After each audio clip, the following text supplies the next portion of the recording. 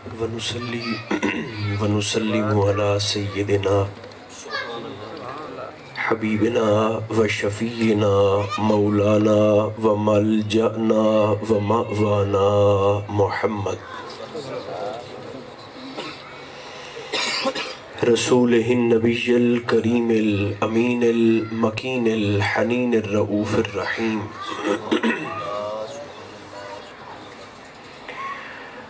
وعلى آلہ الطیبین الطاہرین وعلى صحبہ اجمعین اما بعد فاعوذ باللہ من الشیطان الرجیم بسم اللہ الرحمن الرحیم قل هل يستوي الذين يعلمون والذين لا يعلمون صدق اللہ مولانا العظیم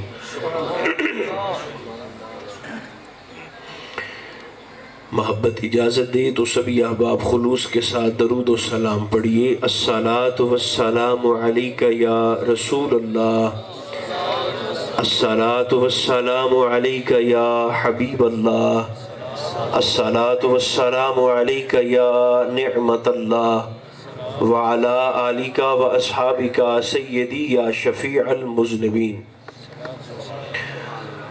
اللہ تبارک و تعالی جل مجدہ العظیم کی حمد و ثنا حضور نبی محترم رسول محتشم رحمت عالم صلی اللہ علیہ وآلہ وبارک وسلم کی ذات بے کس پناہ پہ بے شمار ہدیہ درود و سلام کے بعد میرے انتہائی قابل عزت سادات کرام اور حضرات اہل نسبت اللہ رب العزت کا شکر ہے جس نے ہماری گردنوں میں غلامی مصطفیٰ کا کلادہ عطا فرمایا سید زادے عرس مقدس کی اس تقریب کو سجائے ہوئے ہیں میں دل کی گہرائی سے دعا کرتا ہوں رب ذوالجلال صاحبان عرس کے فیضان کو مزید عام فرمائے ان کے درجات میں حسب حال بلندیاں عطا فرما کر اللہ ہم سب کا خاتمہ بھی ایمان پر فرمائے اختصار کے ساتھ کچھ گزارشات آپ کی خدمت میں پیش کر دیتا ہوں اس مہینے کو ماہ سفر المظفر شریف کو جہاں بہت ساری شخصیات کے ساتھ نسبت حاصل ہے وہیں پر اس مہینے کی 17 تاریخ کو آپ کی پوری توجہ مجھے چاہیے ماہ سفر کی 17 تاریخ کو 17 سفر المظفر شریف کو اس شخصیت کا یوم شہادت ہے جنہیں عالم آل محمد کہا جاتا ہے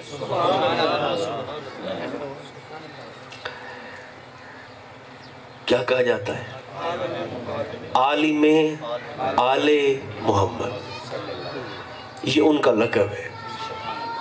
لقب ہے عالم آل محمد اور ان کا اسم گرامی ہے امام رضا علیہ السلام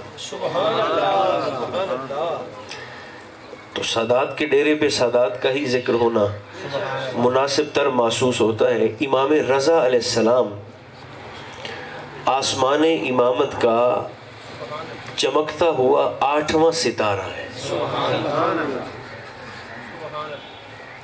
اور حضور علیہ السلام کے یہ 8ویں بیٹے ہیں امام رضا علیہ السلام محدث اعظم ہندوستان حضرت شاہ عبدالحق محدث دہلوی رحمۃ اللہ تعالی علیہ وہ فرماتے ہیں کہ امت مصطفیٰ میں 2 ولی ایسے ہیں کہ جیسی روحانیت کی خیرات وہ اپنی ظاہری زندگی میں تقسیم کرتے تھے وصال فرمانے کے بعد بھی وہ غلاموں کی جھولیوں کو ویسے ہی مالا مال فرماتے ہیں خدا کرے آپ کی توجہ ہو گئی ہو سارے دوستوں کی 2 شخصیات ایسے ہیں شیخ عبدالحق محدث دہلوی فرماتے ہیں رحمۃ اللہ تعالی علیہ کہ جیسی خیرات روحانیت اور جیسی خیرات معرفت اور جیسا کلزم علم وہ اپنی زندگی میں تھے وصال فرمانے کے بعد بھی وہ سائلین کی اور سالکین کی جھولیوں کو خیرات سے معمور فرماتے ہیں وہ کون سے 2 فقیر ہیں فرمائے ایک تو حضور غوث سمدانی شیخ سیدنا عبد القادر جیلانی رضی اللہ تعالیٰ عنہ حضور غوث پاک، ایک فرمایا غوث پاک اور دوسرا حضرت معروف کرخی رحمت اللہ تعالی علیہ. یہ دو شخصیات ہیں فرمایا کہ جو اپنی ظاہری زندگی کی طرح پردہ فرمانے کے بعد بھی خیرات عطا فرماتے تھے. اور ظاہری زندگی میں کسی نے سرکار معروف کرخی سے پوچھا تھا کہ یہ فیضان آپ کو کہاں سے ملا؟ تو آپ نے فرمایا یہ سارے کا سارا فیض گویا الف سے یہ تک یہ سارا فیضان مجھے امام رضا کی چوکھٹ سے ملا.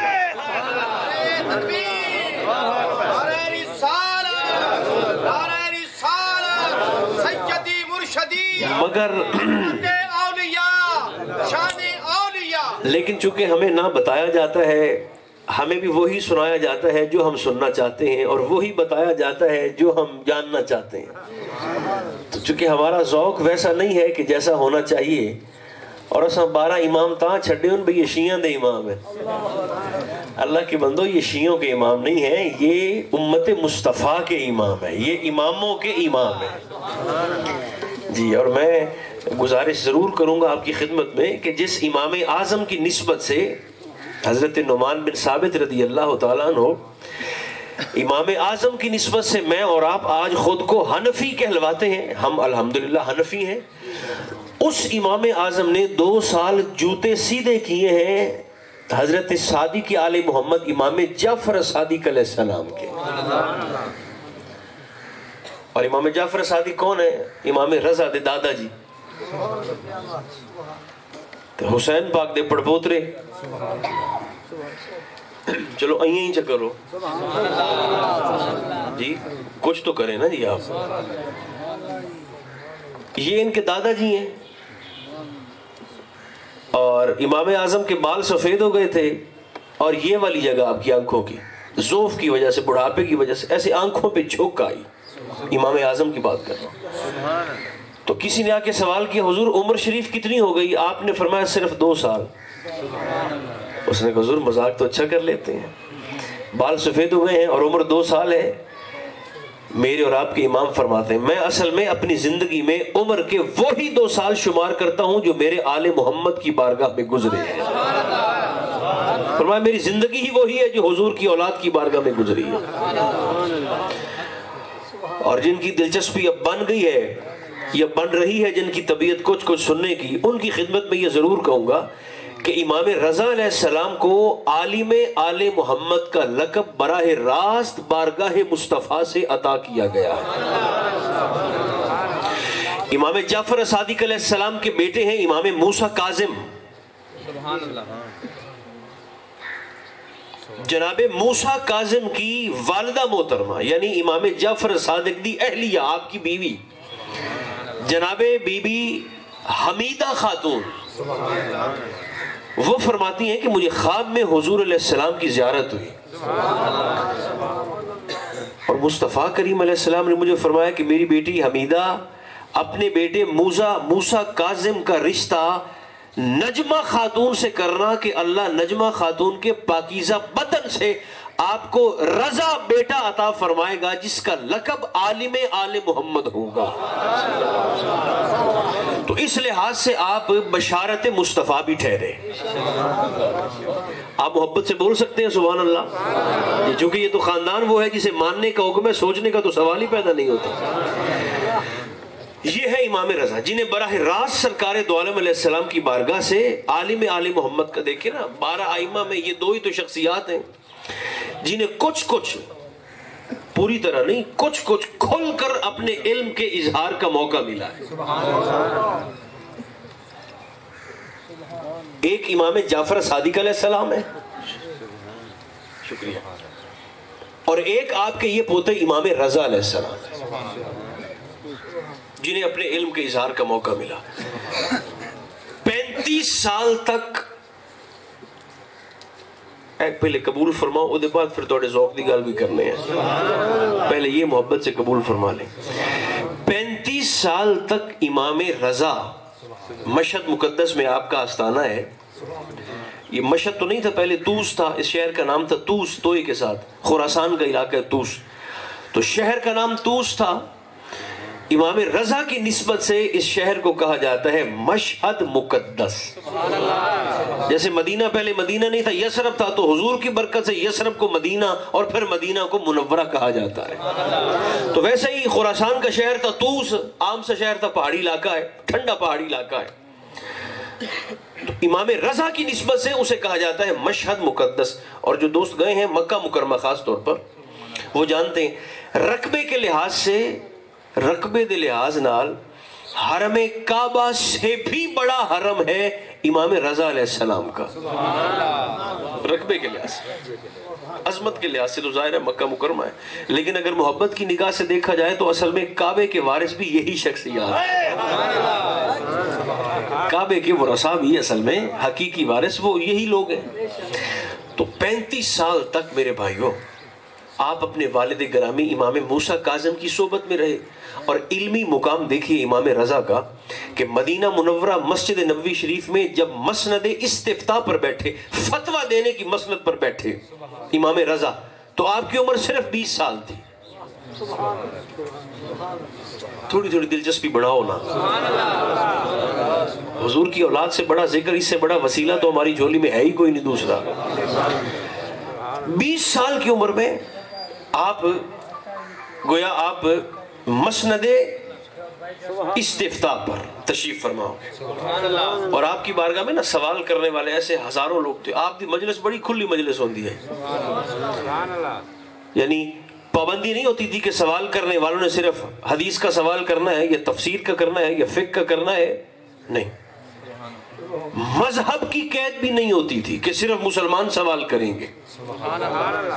کوئی عیسائی آ کر سوال کرتا ہے، کوئی یہودی آ کر سوال کرے، کوئی ستارہ پرست آ کے سوال کرے، کوئی آتش پرست فائر ورشپر آ کے سوال کرے. جس بھی زبان میں آ کر آپ سے سوال کیا جاتا تھا امام رضا اس کو اس کی بولی میں اور اس کی کتاب سے جواب عطا فرمایا کرتے تھے.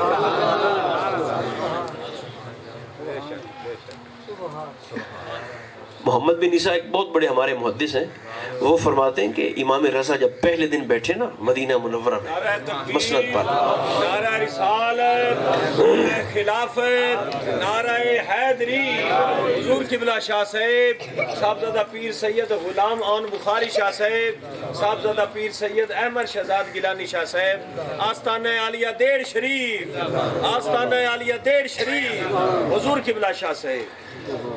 سرکار محمد بن عیسیٰ فرماتے ہیں کہ پہلے دن امام رضا سے جو سوال کیے گئے، میں نے ان کی تعداد کو جب لکھا اور جانا تو مجھے پتا چلا کہ امام رضا علیہ السلام سے پہلے ہی دن 20,000 سوال کیے گئے اور آپ نے 20,000 سوالوں کے جواب ارشاد فرمائے تھے. 20,000. مگر مسئلہ ہے بھی اساں بنا لیا دین نیرا چلاں دا تے وظیفہ دا، محنت ہم نے کرنی کوئی نہیں. بس پیر صاحب ہمیں کوئی وظیفہ بتا دیں، پیر صاحب ہمیں کوئی تعویذ دے دیں، پیر صاحب ہمیں کوئی ایسا کر دیں کہ ہمارا سارا نظام ہی ٹھیک ہو جائے. میرے دوستو دیکھیں نا، یہ تو یزید نے بھی کہا تھا امام حسین علیہ السلام سے کہ آپ بھی بس ایسے مسجد میں بیٹھ کر نا تو اپنا نظام چلاتے رہیں، کیوں کرتے ہیں تقریریں، کیوں آتے ہیں ہمارے سامنے؟ آپ کو پیسے مل جائیں گے، باغ مل جائیں گے، مال کا ڈھیر لگ جائے گا آپ کے قدموں میں، چھوڑ دیں باقی نظام سارے، آپ بھی بیٹھ کے بس ایسے ہاتھ چوماتے رہیں، بیٹھے رہیں. تو امام علی مقام نے پتا کیا فرمایا؟ آپ نے فرمایا میں کٹ تو سکتا ہوں مگر ہٹ نہیں سکتا. آپ کی تربیت تھی آپ کے جد امجد کی، امام حسین علیہ السلام کی. اور جو پڑھے لکھے سمجھدار بیلی جڑے بیٹھے ہیں وہ یاد رکھیں، جتنے بھی فرائض ہیں نا، فرائض وہ ہے زمین. وہ کیا ہے؟ زمین. تے جتنے بھی نفلی عمل ہیں نا، محبوب مستحب پسندیدہ، وہ ہے نا بیج. ہمارا مسئلہ یہ ہے کہ ہم نے زمین خریدی نہیں ہے، بیج ہم ڈالتے جا رہے ہیں. میں مثال دیتا ہوں نا، ایک آپ کے پاس پیسہ ہے، آپ مالدار ہیں، زکوٰۃ ہو گئی آپ پر واجب. اچھا زکوٰۃ آپ نے دی نہیں، پورا سال گزر گیا، اور میلاد النبی کے مہینے میں آپ نے بڑا زبردست شاندار میلاد النبی کروا کے 500 دیگیں پکوا کے پورے علاقے کو آپ نے کھلا دیا ہے، کوئی نہیں قبول۔ اے فرق فرض نفل، یہ ایسے ہی ہے جیسے آپ نے کسی شخص کا قرض دینا ہو، کسی بندے کا آپ نے قرض دینا ہو، فرض کریں 1000 روپیہ، کم سے کم 1000 آپ نے کسی کا قرضہ دینا ہو، آپ اسے 1000 قرضے کا واپس نہ کریں، آپ اسے 4000 کا پرفیوم دے دیں، تحفہ دیتے رہیں مگر اس کا قرضہ واپس نہ کریں۔ ایسے ہی مثال ہے میرے دوستوں، تو صرف نماز فرض نہیں ہے، صرف روزہ فرض نہیں ہے، صرف حج زکوٰۃ فرض نہیں ہے، میٹھی بولی بھی فرض ہے، صلہ رحمی بھی فرض ہے، اولاد کا خیال رکھنا بھی فرض ہے، اولاد پہ پیسہ انویسٹ نہ کریں، اولاد کو وقت دیں۔ مگر مصیبت یہ ہے کہ جیسے ہسپتال میں ڈاکٹر نہیں آتا وارڈ میں شام کو، مریض لیٹا ہوتا ہے بیچارہ، ڈاکٹر صاحب آ کے پوچھتے ہیں جی آپ ٹھیک ہیں، دوائی لی ہے، کوئی درد آرام ٹھیک ہے؟ ہاں ٹھیک ہے۔ والد بھی ایسے ہی آتا ہے شام کو اپنے بچوں کے پاس، کھانا کھا لیا ہے، اسکول گئے تھے، پڑھائی ٹھیک ہے، کھانا کھا لیا ہے، نظام ہو رہا ہے، بس ٹھیک ہے۔ اولاد نو پیسہ نہیں، اولاد نو تھوڑا وقت چاہیے۔ یہ اولاد رسول کی تربیت ہے، این سمجھو بھی یہ بنو ہاشم دی مت ہے، یہ حضور کے خاندان کی طریقہ اور وتیرہ ہے۔ اسلام تو محنت کا دین ہے، ایسے ہاتھ پہ ہاتھ دھرنے سے تھوڑی فائدہ ہوگا نظام بننے والا، بالکل بھی نہیں ہے۔ اگر صرف ایسے ہی نظام چل سکتا ہوتا تو حضور کے خاندان نے بڑا فرسٹ کلاس چلا لینا تھا۔ کیا پڑی تھی 22 سال کے نوجوانوں کو زہر پی کر شہید ہونے کی؟ یہ امام رضا کی شخصیت 48 سال کی عمر میں، جوانی کی عمر ہی ہوتی ہے نا 48 سال، ادھیڑ عمری، 48 سال کی عمر میں امام رضا علیہ السلام کو مامون نے انگوروں میں زہر ڈال کر آپ کو شہید کر دیا تھا۔ یہ سنا دوں اگر آپ اجازت دیں تو؟ ہاتھ چکے ڈیرہ سیدہ ہے نا جی، ڈیرہ سادات کا ہے۔ دیکھیے ہارون الرشید کے فوت ہونے کے بعد اس کا بیٹا مامون الرشید جب حکمران بنا مامون، تو اس نے اپنے مشیروں کو بلایا اور کہتا ہے کہ میری حکومت سے، یعنی میرے تخت کو کس کس سے خطرہ ہے؟ تو مشیروں نے کہا 3 بندے۔ مامون نے کہا میرے ذہن میں تو 2 تھے، یہ تیسرا کون ہے؟ کون سے 3 ہیں؟ تو مشیروں نے کہا کہ سب سے پہلے تیری حکومت کو جس بندے سے خطرہ ہے وہ تیرا اپنا بھائی ہے امین۔ اس نے کہا وہ تو بیوقوف سا آدمی ہے، اسے تو ویسے میں قتل کروا دوں گا۔ اور کون ہے دوسرا؟ انہوں نے کہا دوسرا ہے امین کا وزیر، بڑا شاطر ہے، اس سے بھی تیری حکومت کو خطرہ ہو سکتا ہے، وہ لوگوں کو ورغلا سکتا ہے۔ اس نے کہا اچھا اسے بھی ٹھکانے لگا دیں گے۔ تیسرا کون ہے؟ انہوں نے کہا تیسرا وہ ہے جو مدینہ میں بیٹھا ہے اور نام ہے اس کا امام رضا، اولاد رسول سے ہے اور ہے مدینہ منورہ میں، خوبصورت بھی بڑے ہیں اور علمی تبحر بھی کمال کا رکھتے ہیں، اور بیٹھے مدینہ میں۔ ظاہر ہے لوگ دور دراز سے اگر حج کرنے مکہ جائیں گے تو جو مکہ جاتا ہے وہ مدینہ بھی جائے گا، اور جو مدینہ جائے گا وہ امام رضا سے ملے گا تو پھر دل بھی دے بیٹھے گا، اپنی عقیدت بھی دے بیٹھے گا۔ اس نے کہا اچھا، مامون نے کہا اس کا مطلب ہے کہ امام رضا کا وہاں مدینہ میں رہنا وہ میرے لیے ٹھیک نہیں ہے۔ سبحان اللہ۔ تو سب میرے نال ٹردے پہ ہو کہ کوئی نہ جی، کہانی نہیں پہ سنیں دا جی، یہ بڑی خاص گفتگو ہے جو آپ کی خدمت میں عرض کر رہا ہوں۔ تو مامون نے اپنے کارندوں کو بھیجا کہ جا کر مدینہ سے امام رضا کو بلا کے یہاں لے آئے، اور اس نے کہا ایسے نہیں لانا اونٹ پر بٹھا کر سادہ، انہیں محمل میں پردے میں لانا۔ تو فوجیوں نے کہا پردے میں کیوں؟ سپاہیوں نے، اس نے کہا ابھی خود ہی تو کہا ہے جو دیکھتا ہے اسی کا ہو جاتا ہے، تو پردے میں بٹھا کے لانا۔ مدینہ پہنچے، انہوں نے کہا جی چلیے آپ کو بلایا ہے خلیفہ وقت نے، بادشاہ وقت نے بلایا ہے، مامون نے عباسی خلیفہ ہے۔ آپ نے فرمایا کیوں؟ انہوں نے کہا ہمیں حکم ہے آپ کو ہم نے لے جانا ہے۔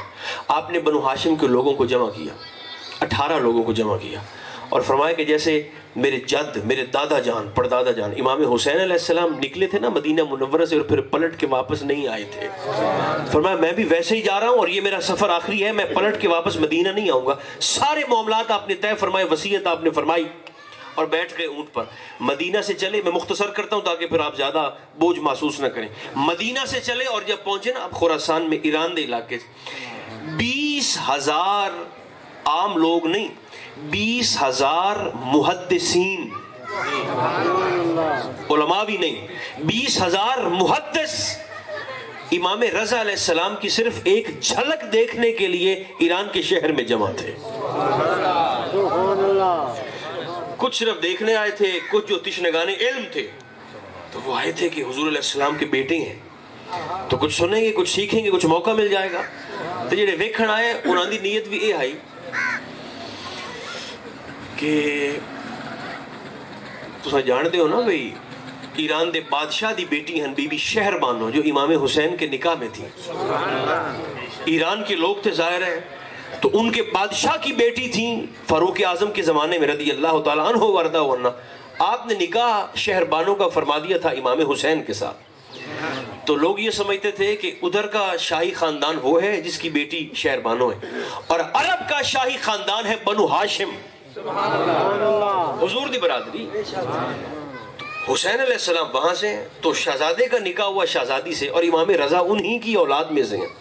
تو لوگ دیکھنے آئے تھے کہ بادشاہ وہاں دے پوتر کی ہو جائے ان دے, جو دیکھنے آئے تھے ان کی نیت یہ تھی, اور جو کچھ علم سیکھنے کے لیے آئے تھے تو ان کا ارادہ یہ تھا کچھ سیکھتے ہیں. 20,000 محدث, اور جو شوق لے کر بیٹھے ہیں وہ یاد رکھیں ان 20,000 میں ایک شخصیت وہ بھی کھڑی ہیں جو ہمارے چوتھے امام ہیں, امام احمد بن حنبل. جی وہ بھی امام رضا کی زیارت کے لیے وہاں پر کھڑے تھے.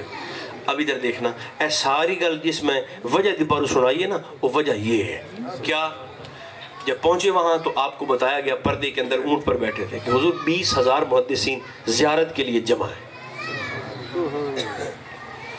فرمایا اچھا پھر سواری کو روک دو, ملاقات کرتے ہیں. آپ نے پردہ ہٹا کر سب کو السلام علیکم کہا تو لوگوں نے کہا حضور ایک درخواست ہے, چونکہ سفر آپ نے آگے کرنا ہے, اپنی زبان پاک سے نا اپنے نانا کی صرف ایک حدیث پاک ہمیں سنا دیں.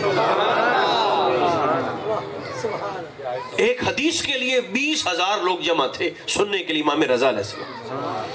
اپنے نانا کی حدیث اپنی زبان سے سنائیں. ہن میں روک روک تے عرض کرساں یہ پکا سکتے ہو تو پکا لو. کیا امام رضا نے نا حدیث پاک بیان کرنے سے پہلے حدیث کی سند بیان کی. سند کسے کہتے ہیں ادھر دیکھیے.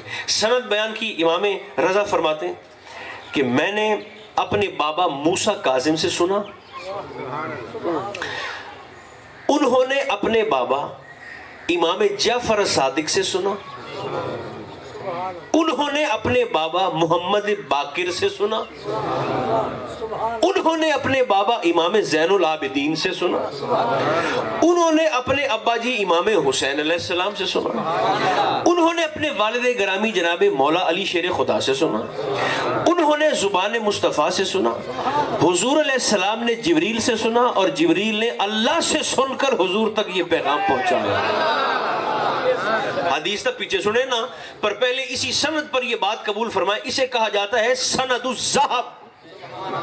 یہ لفظ میرے ساتھ بولے, کیا کہا جاتا ہے؟ سند الذہب, گولڈن چین, سونے دی سند, سنہری سند. کیوں کہتے ہیں؟ اس لیے امام احمد بن حنبل فرماتے ہیں کہ اگر کوئی شخص صرف یہ سند یاد کر کے, ناموں کو یاد کر کے, 6-7 نام ہے, نام یاد کر کے اگر کسی دیوانے پر پھونک مار دے, اللہ دیوانے کو شفا یاب فرما دے گا.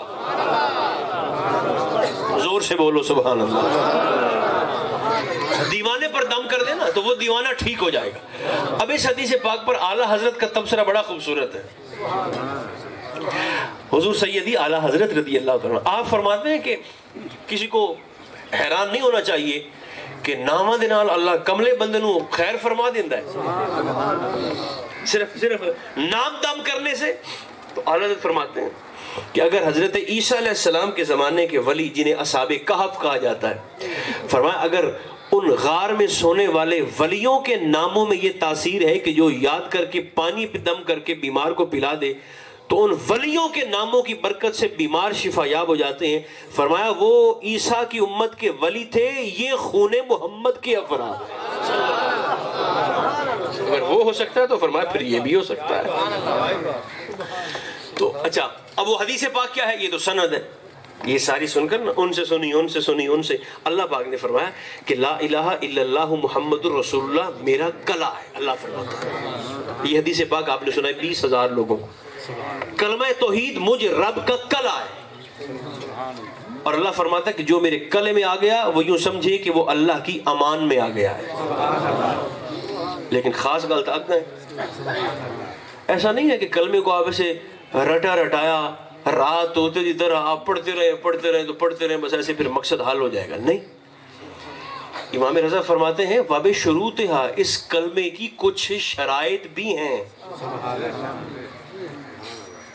چلیں وضاحت نہیں کرتے، اس کلمے کی کچھ شرائط بھی ہیں. وَأَنَا مِن شَرَائِطِهَا، اور اس کلمے کی جو شرائط ہے نا 20,000 محدثین، ان شرائط کلمہ میں سے ایک اس وقت رضا کی صورت میں تم اپنی آنکھوں کے سامنے دیکھ رہے ہو. اس حساب سے آپ کو حجت خدا بھی کہا جاتا ہے. امام رضا کو حجت خدا. علمی مقام عرض کرتا ہوں، روحانی مقام آپ کا بہت بڑا. چونکہ خبیث تھا مامون، اس دور دے نا اس محکمہ موسمیات دے علماء آپ دے بلائے. بھائی سنا دوں اگر آپ تھکے نہیں ہیں تو. اس دور دے موسمیات دے علماء، وہ آج کل جیسے نہیں تھے جیسے یہ ہمارے ہیں محکمہ موسمیات والے. یہ تو مشینوں سے دیکھتے ہیں نا، پھر بھی غلطی ہو جاتی ہے. بعض دفعہ کہتے ہیں کہ بارش ہوگی تو نہیں ہوتی، بعض دفعہ کہتے ہیں نہیں ہوگی تو ہو جاتی ہے. وہ ایسے نہیں تھے، بلکہ اس دور میں وہ بندے یہی کرتے ہیں کہ آسمان دا رنگ ویکھتے، ہوا دا رخ ویکھتے تے سورج دی گرمی ویکھتے دس چھڑ دیاں کہ کتنے ہفتوں بعد بارش ہونے والی ہے. ان کا علم تھا. اچھا اے ہن گل تھوڑی جی سمجھن والی بھی ہے. مامون نے اپنے محکمہ موسمیات کو لوگوں کو علماء کو بلایا اور ان سے پوچھا بھائی کتنے دنوں بعد بارش ہوگی مجھے بتاؤ دیکھ کر. تو انہوں نے آسمان کا رنگ دیکھا، سورج کی گرمی دیکھی، ہوا کا رخ دیکھا. تو انہوں نے کہا جی 1 سال تک مین کوئی نہیں ہوگا. اب اس خبیث کی نیت دیکھنا، 1 سال تک نا بارش نہیں ہوگی. اچھا اس کے ذہن میں آیا ایک شیطانی منصوبہ. اس نے کہا جی اس نے کہا بارش تو چلو ہونی نہیں. پیرو جانے پہنے بھی وہ موچی والی گل بھی سنا دے آئے، یہ انہوں نے گل کی تھی. اچھا اب مامون نے سوچا کہ چونکہ بارش تو ہونی نہیں ہے مجھے بتا دیا ہے محکمہ موسمیات آنا. اس آخر تسا امام رضا نو آکھو کہ آتے نماز استسقاء پڑھیں، وہ مین دی دعا دی نماز جڑی ہوندی ہے وہ کریں. کیوں کہ مین تو ہونا کوئی نہیں. تو جڑے بندے آتے نماز پڑھ سے امام دی، مگر جب بارش نہیں ہوگی تو وہ جو محبت والے ہیں وہ سارے پیچھے دور ہو جائیں گے کہ امام دی تو سنیندی کا ہی نہیں. یہ نیت ہے اس کی. پہلے تسلی کر لی اس نے کہ بارش نہیں ہوگی. اس نے کہا پھر آگے امام سے کہو نماز استسقاء پڑھ لیں. تو وہ جو ایک محبت والا تھا اندر، اس نے آ کر محل کے اندر کی خبر امام رضا کو لیک آؤٹ کر دی. اس نے کہا جی وہ خبیث کی تو نیت یہ ہے. تو آپ کے چہرے پر سکون تھا. آپ نے فرمایا کہ تو پریشان کیوں ہوئے؟ اس نے کہا حضور اس نے محکمہ موسمیات کے علماء سے پوچھا ہے تو اس نے کہا کہ 1 سال تک بارش نہیں ہوگی. تو وہ تو آپ کو پھنسانا چاہتا ہے ایسے کر کے حضور لوگوں کے سامنے. آپ نے فرمایا، بڑے خوبصورت بات فرمائی. آپ نے فرمایا بھائی تجھے تیرے امام کے اٹھے ہوئے ہاتھوں پہ یقین نہیں ہے؟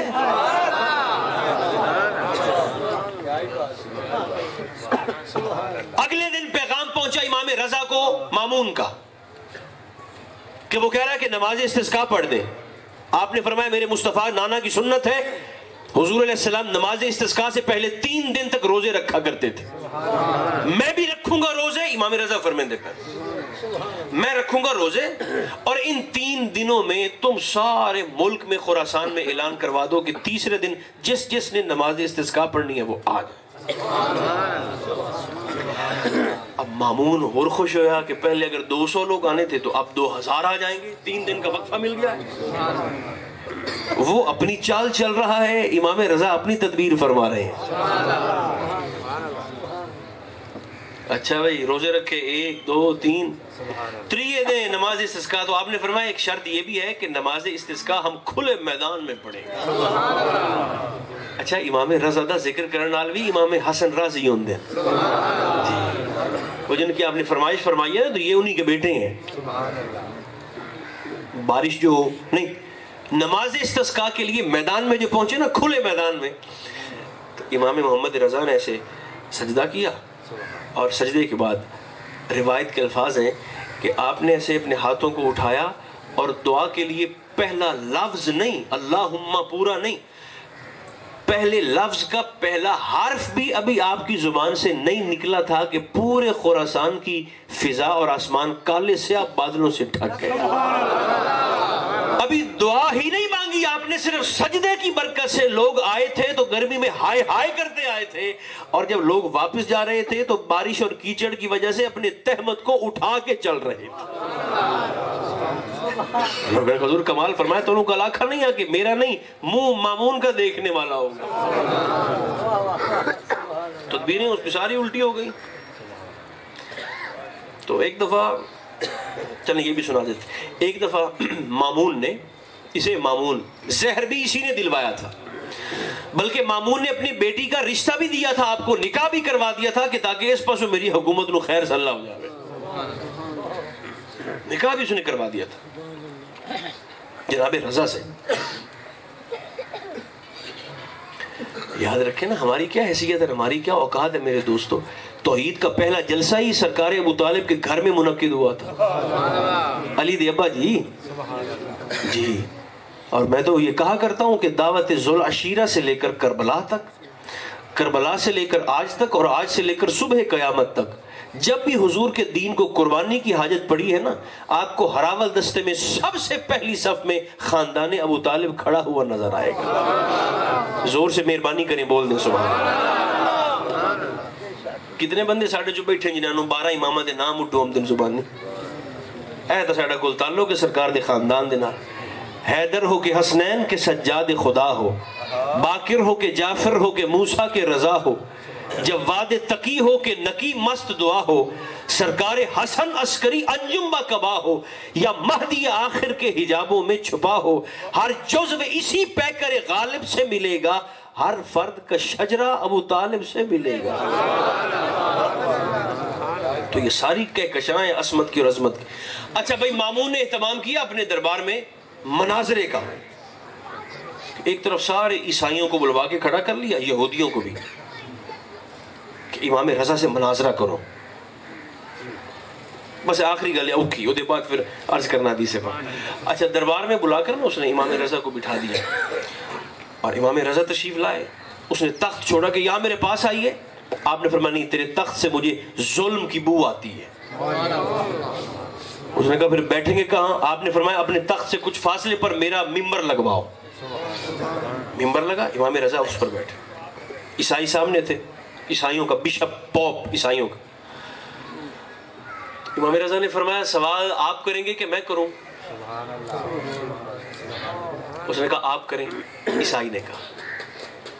امام رضا نے فرمایا حضرت عیسیٰ علیہ السلام کے متعلق کیا عقیدہ ہے آپ کا؟ عیسائیوں نے پوچھ دے پر عیسیٰ کے متعلق آپ کا کیا عقیدہ ہے؟ انہوں نے کہا ہم تو ٹرینٹی کے قائل ہیں, اسداں تثلیث دے قائل ہیں, ترائے اللہ ہے, اللہ کو مانتے ہیں ہم. عیسائیوں نے کہا. اور عیسیٰ ہے ابن اللہ, اللہ کے بیٹے, ٹھیک. اور تیسرا ہے ہولی اسپرٹ, جبریل. آدھے عقیدے جو مند ہیں. تو ایسے تثلیث کے ہم قائل ہیں جیسے وہ کرتے ہیں تثلیث, ایسے ٹرینٹی انہوں نے اوے او دا پتر عیسیٰ تے روح قدس سے. اچھا تو عیسائیوں نے کہا ہم تو یہ مانتے ہیں اللہ کا بیٹا, جاگ دے رہے اللہ کا بیٹا مانتے ہیں عیسیٰ کو. تو عیسائی نے کہا کہ آپ کا کیا عقیدہ ہے عیسیٰ کے متعلق؟ آپ نے فرمایا عیسیٰ علیہ السلام کو ہم بھی مانتے ہیں, مگر وہ ابن اللہ, اللہ کے بیٹے نہیں ہیں, وہ عبداللہ ہیں, اللہ کے بندے ہیں, اللہ کے رسول ہیں, اللہ کے بندے ہیں. انہوں نے کہا نہیں بندے نہیں ہیں, یہ آپ کا عقیدہ ہے, ہم تو اللہ کا بیٹا مانتے ہیں. آپ سنیے، امام رضا نے فرمایا اچھا آپ اللہ کا بیٹا مانتے ہیں؟ انہوں نے کہا ہاں۔ سرکار رضا فرمائے مندے اساں بھی عیسیٰ علیہ السلام نو آئے، پر عیسیٰ علیہ السلام نا نمازاں دے وچ تے روزاں دے وچ نا گاٹا وعدہ کر لیندے ہیں۔ اچھا سننا، عیسیٰ علیہ السلام نا مناظرہ کر رہے ہیں، نمازوں میں اور روزوں میں کمی بیشی کر لیتے تھے۔ امام رضا نے فرمایا جیسے آپ نہیں چپ ہو گئے، پورا دربار خاموش، مگر وہ عیسائی چیخا، اس نے کہا آپ کو کس نے عالم بنا دیا ہے مسلمانوں کا؟ آپ کو یہی نہیں پتا چلا کہ عیسیٰ علیہ السلام آپ خدا پناہ کہہ رہے ہیں کہ نماز روزے میں کمی بیشی کرتے تھے؟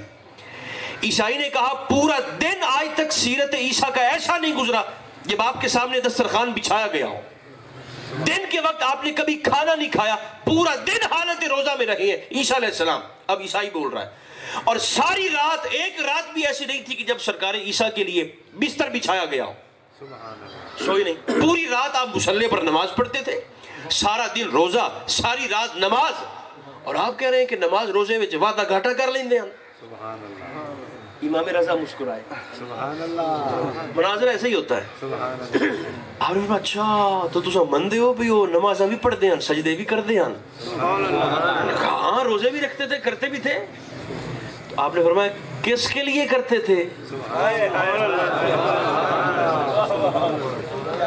تقریر تو ہو گئی، آپ نے کب بولنا ہے سبحان اللہ؟ اچھا آپ نے فرمایا کس کے لیے؟ انہوں نے کہا اپنے خدا کے لیے، اپنے گاڈ کے لیے، اپنے مالک کے لیے۔ تو آپ نے فرمایا جو عبادت کرتا ہو وہ عبد ہوتا ہے، وہ ابن نہیں ہوتا، وہ سرونٹ آف گاڈ ہوتا ہے، وہ اللہ کا بندہ ہوتا ہے، وہ اللہ کا غلام ہوتا ہے، وہ اللہ کا بیٹا نہیں ہوتا۔ تو آپ نے فرمایا کہ اور سوال ہے؟ انہوں نے کہا آپ نے کسی سوال کے قابل ہمیں چھوڑا ہی نہیں ہے، اور کیا سوال کریں اب آپ سے؟ یہ ہے امام رضا علیہ السلام۔ اب اگر آپ اجازت دیں تو چونکہ وہ حدیث پاک بڑی طویل ہے، ایک مختصر سی حدیث پاک سناتا ہوں، لیکن ہے امام حسن کے متعلق، بس یہ قبول فرے محبت کے ساتھ، اور پھر انشاءاللہ آگے نظام آپ کا چلاتے ہیں۔ امام حسن علیہ السلام، آپ یہ وہ خاندان ہے کہ جیسا ان کی زبان سے نکل جاتا ہے نا، بے نیاز نو کرنی پہ جاندی ہے، نیاز سے نہیں، ناز سے، چونکہ بے نیاز ہے وہ۔ قل هو اللہ احد اللہ الصمد، اللہ بے نیاز ہے۔ کربلا آل مصطفیٰ کا مقام نیاز تھا، اور کربلا سے صبح قیامت تک حضور کی اولاد کا مقام ناز ہے۔ وہ اس لیے کہ کربلا کے میدان میں امام سجاد نے عرض کی تھی کہ مولا آج تو ایک ایک کر کے ہمیں حکم دیتا جا، ہم 6 مہینے کے بچے سے لے کر 90 سال کے بزرگ تک کو تیری بارگاہ میں پیش کرتے جاتے ہیں، مگر مولا پھر صبح قیامت تک ہم مانگتے جائیں گے تو رب ہو کر ہمیں عطا فرماتے جائیں گے۔ اس لیے سادات کرام کے لیے انعام بھی 2 ہیں، حدیث پاک میں آتا ہے، ایک نیکی کریں گے تو انعام بھی، زور سے بولیے، 2، ایک نیکی کرنے کی وجہ سے، دوسرا خون رسول کی نسبت سے، 2، اور اگر گناہ کریں گے تو ڈانگا بھی 2، کتنی؟ 2، حدیث پاک ہے، سزا بھی دوہری، ایک سزا تو ملے گی گناہ کی وجہ سے، اور دوسرا کہ تو نے مصطفیٰ کے خون کا حیا بھی نہیں کیا، اس وجہ سے۔ تو اگر انعام ہے تو پھر مارکنگ بھی ویسے ہی سخت ہے۔ تو یہ وہ خاندان ہے کہ جیسا زبان سے نکل جاتا ہے وہ فرما دیتا ہے اپنی کرم سے، اپنی رحمت سے۔ امام حسن ایسے تشریف فرماتے ایسے، اور پاس سے نا کوئی بنو امیہ کا VIP گزرا ایسے پاس سے، تو اس نے امام حسن سے کہا حسن ہے جیڑے کم توڑے بابا علی کر لیندے ہیں تساں بھی کر لیندے ہو؟ اچھا آپ نے فرمایا جی کر لیتا ہوں۔ امام حسن نے فرمایا، اس نے کہا اچھا تو وہ جو سامنے کھجور کا درخت ہے، اس سوال کرنے والے نے سوال کیا آپ یہ بتا دیں کہ اس درخت پر کتنی کھجوریں لگی ہوئی ہیں؟ یہ ایسے ہی ہے کہ جیسے ہم سے کو پوچھے کہ وہ سامنے درخت پر کتنے پتے ہیں، اس نے کہا کتنی کھجوریں لگی ہیں؟ امام حسن نے ایسے سر اٹھا کر نا کھجور کے درخت کو دیکھا تک نہیں، اور آپ نے ایسے ہی بیٹھے بیٹھے فرما دیا 6646۔ 6646۔ اب وہ چونکہ VIP تھا، اس نے لوگوں کو بلوایا، کھجور کا درخت کاٹا، تنا، پھل اتارا، ایک ایک کھجور کو گنا، ایک ایک پھل کو گنا، 6645 بھی نہیں تھے، 6647 بھی نہیں تھے، جیسا ہمارے امام کی زبان سے نکلا تھا 6646 کا۔